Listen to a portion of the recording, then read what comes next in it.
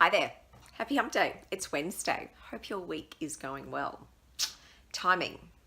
People do say that timing is everything. And when you think about it, so much of what happens in life is spontaneous. But there are times when it's important to plan what we're going to do and certainly what we're going to say. Now, I once heard someone say, there's no wrong time to do the right thing. And while I agree with the sentiment, I also think it can be dangerous when you apply that to communicating your thoughts and your ideas, because there are times when you need to really step back and think about what you're saying and plan it out. And that's because the art of communicating, making sure that you're heard and that the other person is heard, isn't just about you. And so while it might be the right time for you to have the conversation, is it the right time for the other person? So think about it. When you're entering into a conversation, particularly if it's one of those kind of tricky, difficult conversations, are they in the right state of mind? Is it the right time of day for them? Are they going to be focused and alert and open to hearing what you want to talk about? And the same goes for you. Is it the right time of day for you? Are you going to be focused and alert? Do you know what it is that you want to say and what the intent of the conversation is, or the outcome that you want to achieve?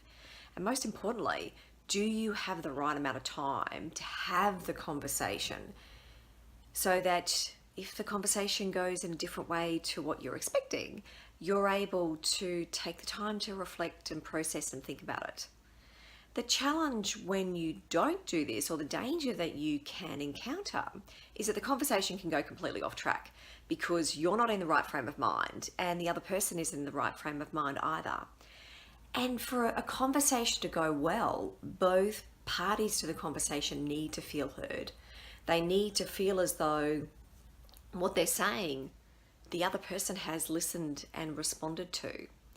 And conversations of this nature can take time, but they're really critical because they're foundational to establishing a really strong, healthy relationship.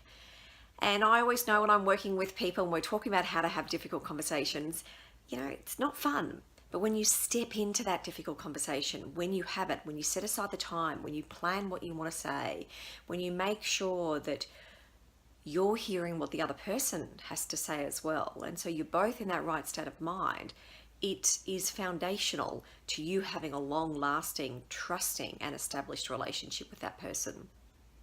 And so of course that also means you need to know the right time to stop talking, because there's power in silence, and there's power in also sometimes not saying what you really feel. Sometimes you do need to hold a few things back. And I always remember the words of Mark Twain, who said, "The right word may be effective, but no word was as effective as a rightly timed pause." Good food for thought. I'll see you next week. Take care.